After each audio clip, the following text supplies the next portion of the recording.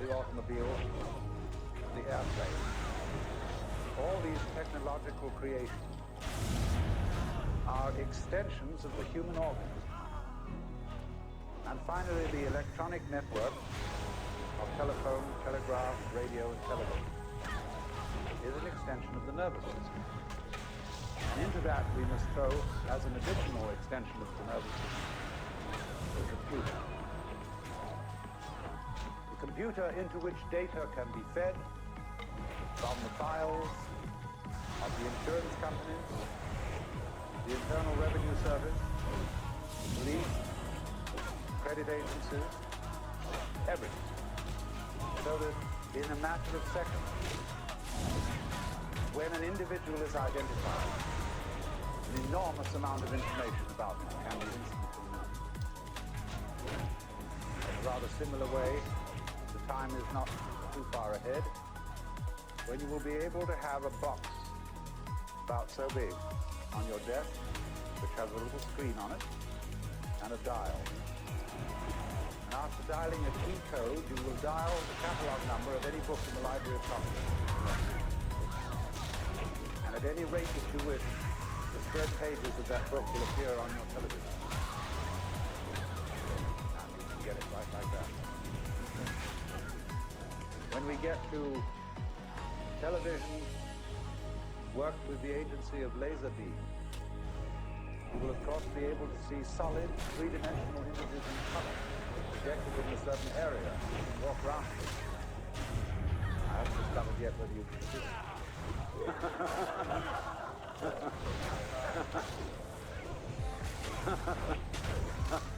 But when you get a phenomenon like that, it begins raising the question of where somebody actually is.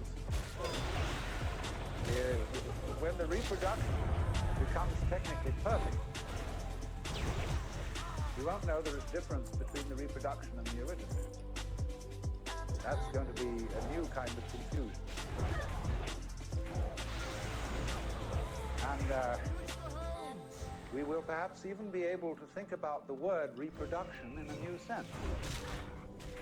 We say now, one of the meanings we give to the word reproduction is sexual reproduction of the species, or the biological method.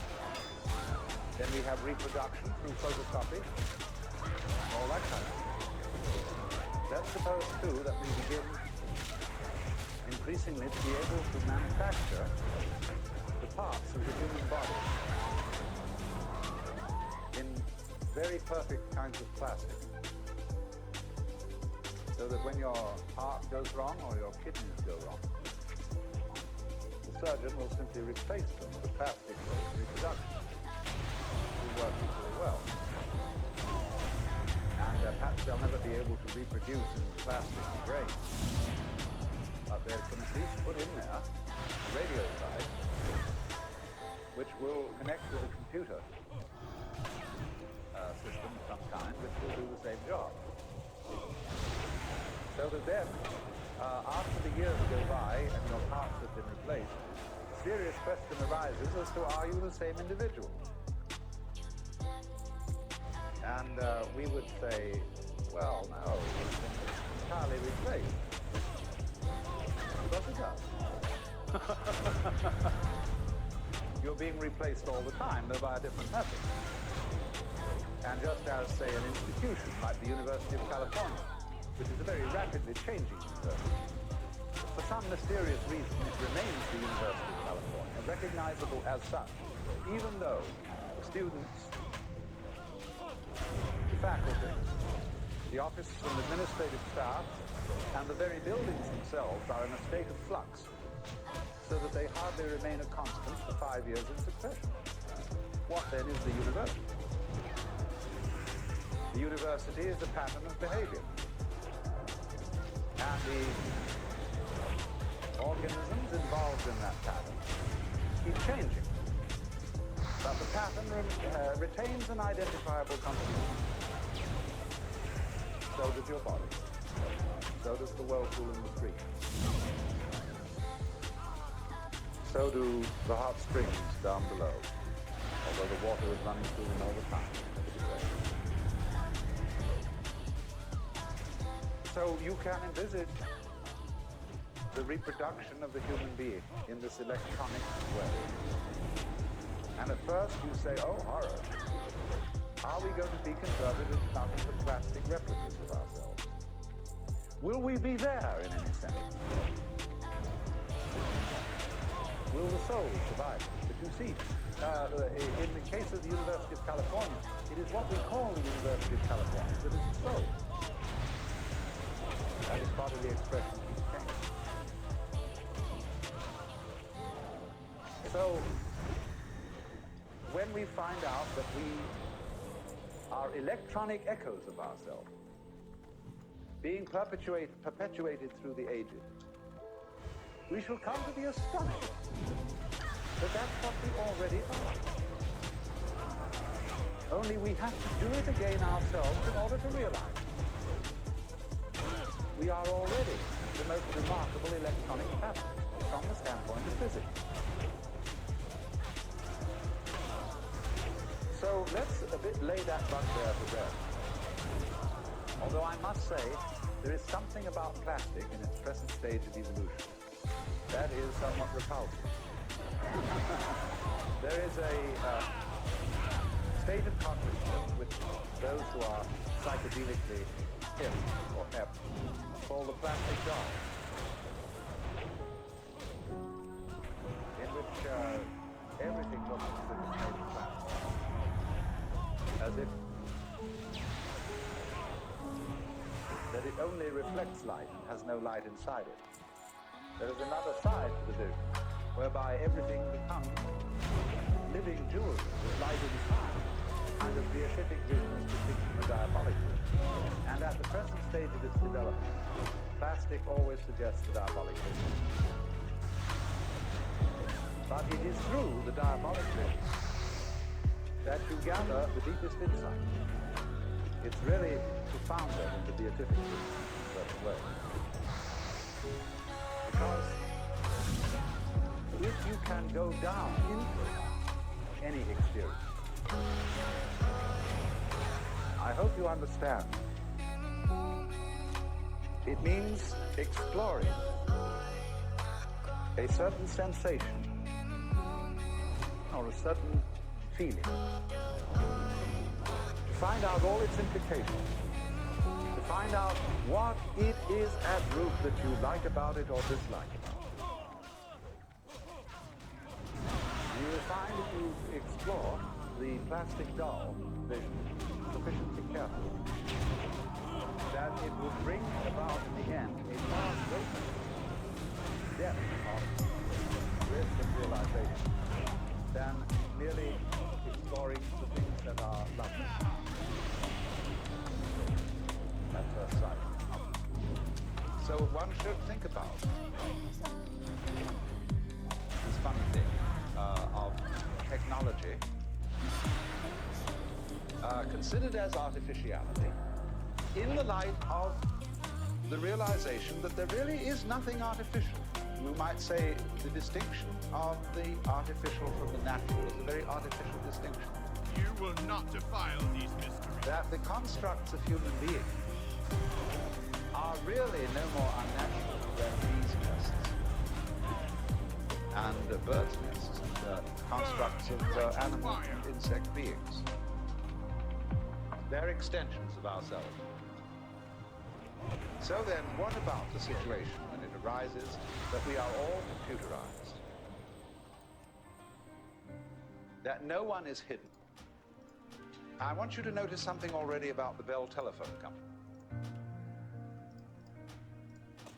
They have a regulation whereby you cannot switch your telephone off. You may have an extension in the house and you may switch that off, but you may not switch off your main phone. And if you leave it off the hook, it starts screaming. They project that not many years hence, the ordinary telephone will disappear and every individual will carry around with him a thing about the size of the old pocket watches. One side of it will be a TV screen and a speaker. The other side of it will be a set of buttons, over which you just place your finger to activate. You will be able to dial world information. We'll give you the number of any given individual. If he doesn't answer, he's dead.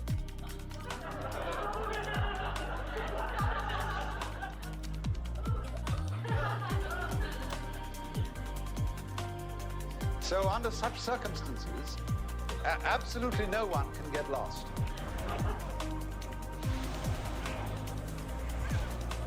And then you see, as this moves on, let me develop some of its further possibilities. People like Toynbee and McLuhan have noted that as technology progresses, there enters into it a quality of what they call etherealization. And this is connected with Teilhard de Chardin's doctrine of peduncles. Peduncles aren't exactly relatives. We have to understand first the doctrine of peduncles. Now, here it is. Here is a globule. It might be an amoeba, or it might be oil in water suspended. And this globule is going to separate. First, it does this. Then it does this. Then it does this. And then it does this. See? Now, these things here are peduncles. From the Latin root pes, pedis, a foot. Some sort of protrusion out of a globular body. So notice then that the production of a peduncle, here in the form of a connecting neck, and here in the form of little tails when the neck is broken, that in the course of the development, when we reach this stage, the peduncles have disappeared. According to de Chardin, this is why we do not find missing links around in the evolutionary process. They vanished in accordance with the law of peduncles. Now, in exactly the same way, the human technology sets up certain kinds of peduncles. A road, for example, or a railroad is a peduncle. Because with the development of automotive traffic, truck traffic, the railroads become increasingly obsolete. And there are rusty old tracks lying all over the country that are not used anymore. And then with the development of aircraft, the road tends to become obsolete. With the development of radio, the wire as a connection, as a peduncle, becomes obsolete. So that more and more, the connecting links that we saw in a visible way disappear with the development of more expert types of communication. We can easily take this a step further. When we develop a form of electronic communication such that you don't even need to take a plane. You want to see, supposing I want to see my father in England. We both have these laser beam TV jobs. And just like that, I can recreate in front of him myself and my exact environment, everything around, just as if he was sitting in the room. And I can do that with his set on the other end. So that eventually we don't need to take the plane. You can conceive, as some science fiction writers have, what seems to us a rather appalling situation, where you never need to leave the place where you're sitting. All food supplies and everything are automatically delivered. You just dial what you want, and some kind of mechanical process transmits it to you. Then they go further. They really abolish food altogether, because they have got it down to some special effort. Then they go beyond that, and you give yourself a certain kind of electronic stimulation. And it does all for you that food could ever do. And then you think, oh dear, what's the next step beyond that? Of course, The next step beyond that is, of course, there's one thing yet, one peduncle we have to get rid of. And that is the black box, the electronic gadget. Because by the time we have become as etherealized as that, we move into a telepathy and psychic communication. And as soon as you make that step, of course, it would seem that all privacy whatsoever has gone. Because what you are inside is an open book to everybody else. Your thoughts are easily read. And therefore, you may say at first, ooh, that is the conversion of humanity into an animal. Worst type. And this is in a way, naturally, what all properly educated Americans, and I will add properly educated some other. I need to stun out a bear form and we bang and win. EFC already in the base? Okay. Come with me, Cal. Cowabunga. Come. Place where you can get away from it. And just be yourself. But even then, when you're away from it all and you're just being in yourself, you've unfortunately got a lot of thoughts inside that aren't yours. Because you think in the English language, and that was given to you by other people, and contains their prejudices, that you can't avoid them. Japanese people will say that when they think in Japanese, they can have certain feelings that are characteristically Japanese. But when they start thinking in English, they can't have those feelings. And so you are very, very much really in the sphere of public influence when you start to think. If you listen carefully to your thoughts, insofar as they are uttered in words, and they very often are, try and discover the tone of voice in which certain of your thoughts are being said, and you will listen and hear your mother, or you will hear an aunt, or you will hear a school teacher, or you will hear certain friends expressing their opinions and telling you who you are and how you ought to behave. And you think those are your thoughts, and they're nothing of the kind. An inner pandemonium under the dome of skull going on all the time. Myriads of voices, myriads of influences from outside working upon you, even when you are physically quite so,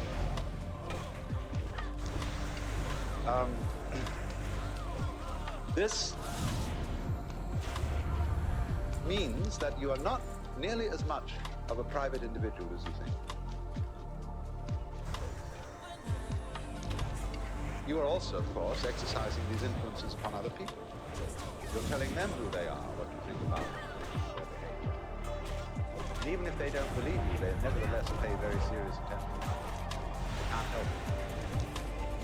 You can take the experiment, for example, that B.F. Skinner used to try. Very terrifying. He would send two members of the class selected arbitrarily outside of the room. Then he would arrange two chairs, chair A and chair B. He would say to the class, now look, when these people come back, we're going to engage them in a conversation. Whatever A says, agree with him. Whatever B says, disagree with him. So they come back into the room. Now, B may be a very strong-headed, articulate person, and A really rather feeble. But what happens is this, that by group agreement with anything A says, he is encouraged, he is built up, he becomes more articulate, he finds himself sprouting. But B, by being disagreed with on every point, begins to get baffled, confused, and feel very uncomfortable indeed. Unless he is onto the game, and he challenges the whole group. I see now what you're playing. You have made up your minds to disagree with everything I say. Therefore, of course, you don't count.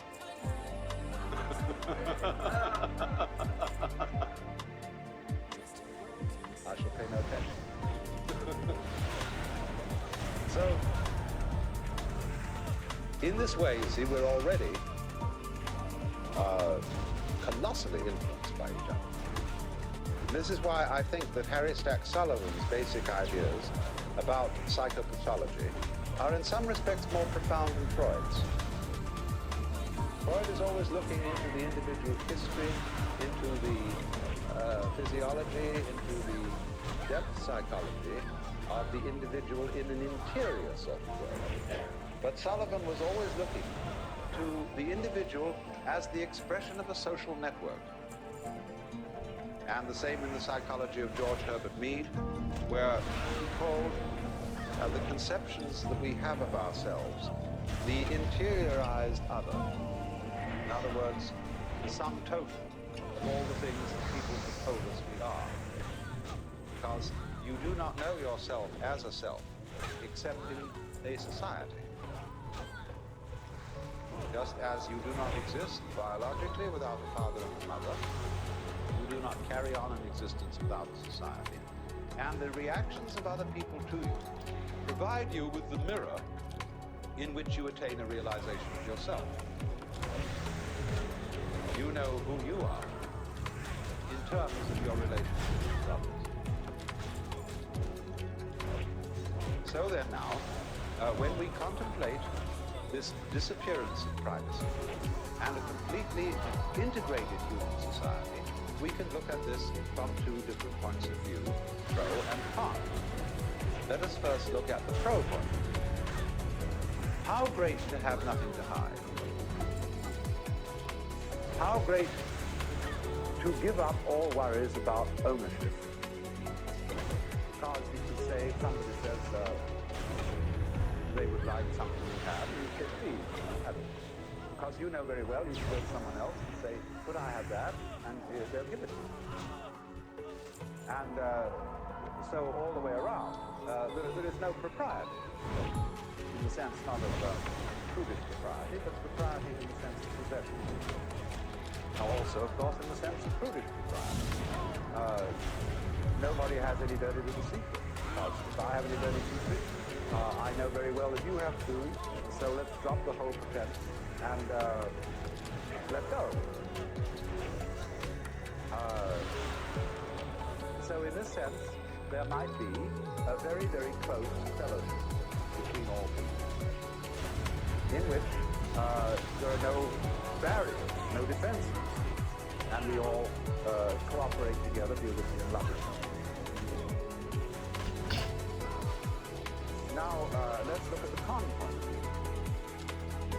Con point of view would say, yes, surely, the more we communicate with each other in that way and have no property, and there are no boundaries, and there are no fences or defenses, burn in righteous fire. Then, just in the same way that jet aircraft makes all cities the same city, so this would make all people the same individual. Would that be what the Hindus mean by saying you are all one, you are all the Godhead in disguise? Would it be? Now, part of our difficulty is that we begin from the standpoint of a certain conception of the individual person. And this is, of course, the Christian ego, which is the soul as a center of action and something alive with consciousness and intelligence that lies hidden in the bag of skin. As, for example, King John says in Shakespeare's play to Hubert, within this wall of flesh there is a soul counts thee her creditor, and with advantage means to pay thy love. See the image? Within this wall of flesh there is a soul. Within the castle there is the king. Every man's home is his castle. And so those of us who are brought up in that way, who feel A, that we are basically the soul in the body, and B, that every soul that exists is of infinite value in the eyes of God. We therefore have instituted, since the Industrial Revolution, a tremendous technological campaign to preserve the individual. We have all kinds of social services, hospitals, ambulances, medicine, welfare agencies, every kind of thing, with the one aim of preserving life, getting helping you to live longer and giving what is called full opportunity for the development of your personality. To the myriads of Asia, this is almost unbelievable. And then, of course, we are teaching the peoples of Asia medicine and sanitation, industrialization, so that every single coolie child can be regarded not as so much waste human material, which because it's sick has to be thrown away, but as some individual to be loved and cherished from the tree. And because individuality, humans, each particular human organism is in each impression. That is the moving ideal of the sort of people who first created the great hospitals, to abolish slavery, to abolish the death penalty for trivial offenses, who made that great humanitarian movement of the 19th century associated with such people as Wesley and Charles Dickens and Wilberforce and so on, to rescue the precious individual from the ravages of his personal disease or his personal political exploitation.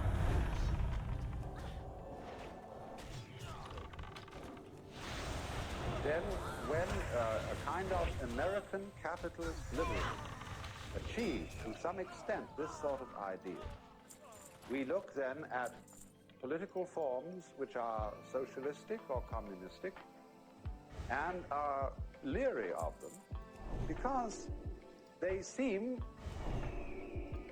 to go back on all that. So, of course, did National Socialism in Germany. Because the position there is it is not the individual who is the supremely important being, but it is the community, the state, which is supremely important. The individual realizes himself as a servant of the state. But our theory in the liberal capitalism of the United States is that the state is the servant of the individual. That we employ policemen and soldiers and sanitary inspectors and Department of Commerce officials, all to serve us. We call them public servants. And when a policeman gets uppish, he has to be reminded that we pay his salary and that his job is to serve us, not to be a kind of admirable Crichton sort of butler who takes the upper hand. But of course, the very idea of a servant still has in it, doesn't it, something aristocratic. And as we all know, in this country, it is increasingly difficult to get services of any kind. More and more, it is felt beneath the individual's dignity to be, say, a waiter, a barber, or they give you certain kind of service.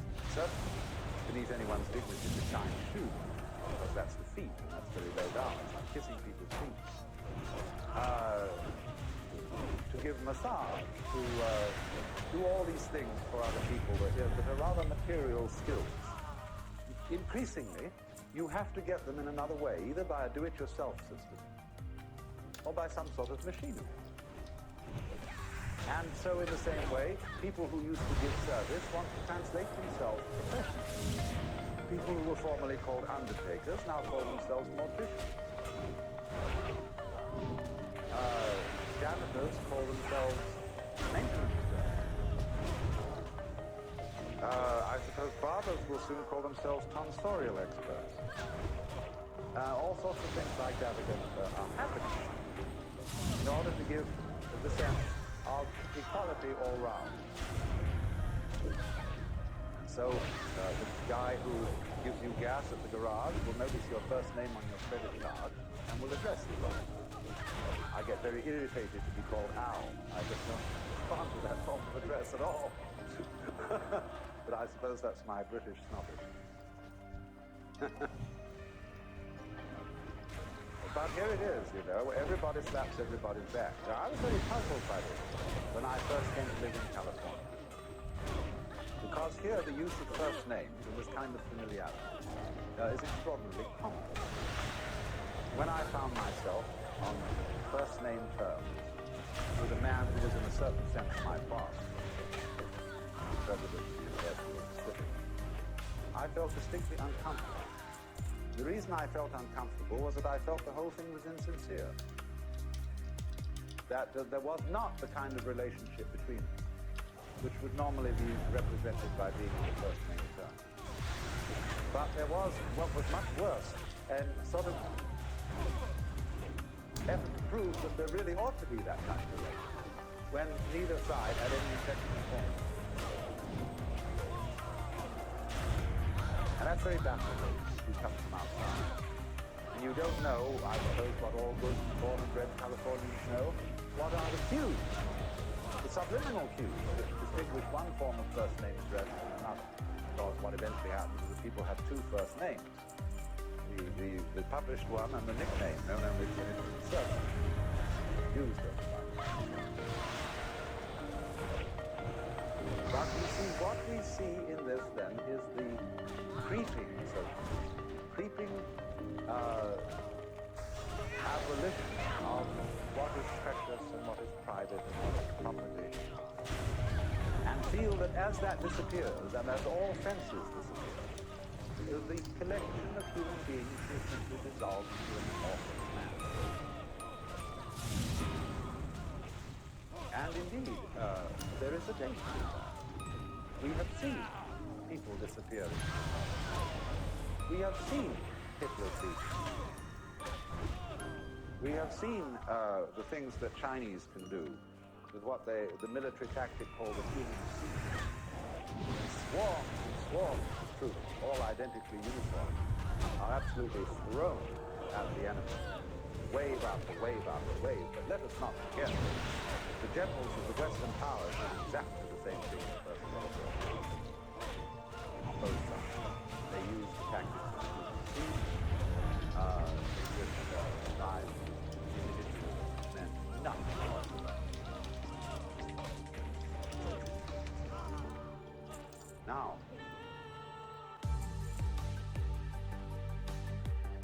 there are two different ways of responding to what we will call the invasion of privacy.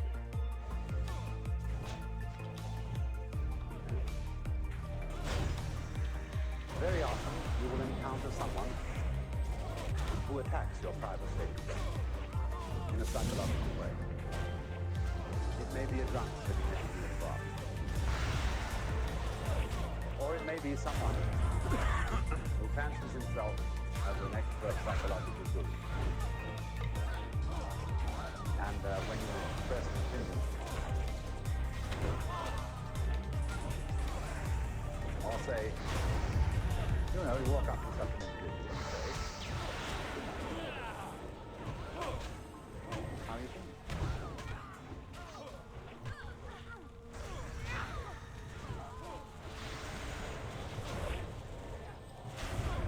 And he immediately, you see, breaks the social rules whereby you communicate with another person You will without not actually defile saying these mysteries.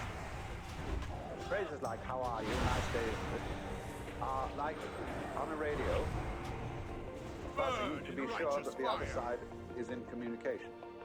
So you make various noises, testing, is that so-and-so, give a call letter, etc., etc., etc., and you know you're in touch. So in the same way, we, in our general daily converse, we feel each other out by saying these little social platitudes. And then we test the person as to whether they, by the sound of the voice, by the smell, which we don't think about, but which we absorb unconsciously, unless they smell very strong. Then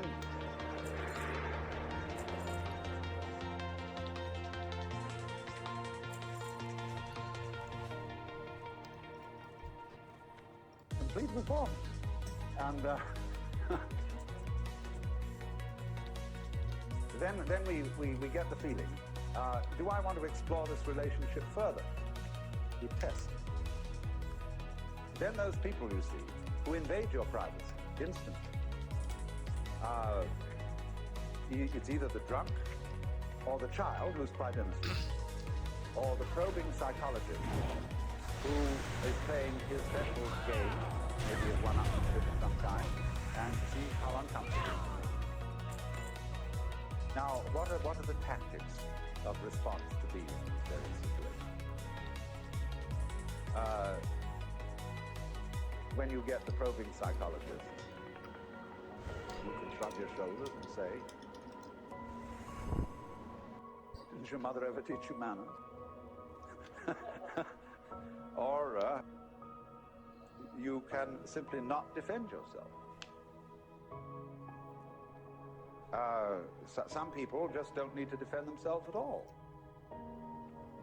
And so that probing them in that way is like tossing a rock into a well, and you wait, and there's no splash. And that really sets people back. Krishnamurti does that. If you make a comment about somebody in his presence that is in any way adverse or critical, he gives us no response at all.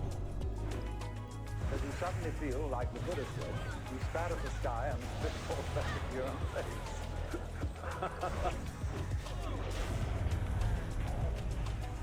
And I was one of the persons where a certain person of that nature was using as his ploy silence. And the silence implied the conversation of everyone else around the table is prisoner. It was one of those tangible silences. And suddenly someone at the table turned to me and said, "You know, I can't stand people who use silence as a weapon."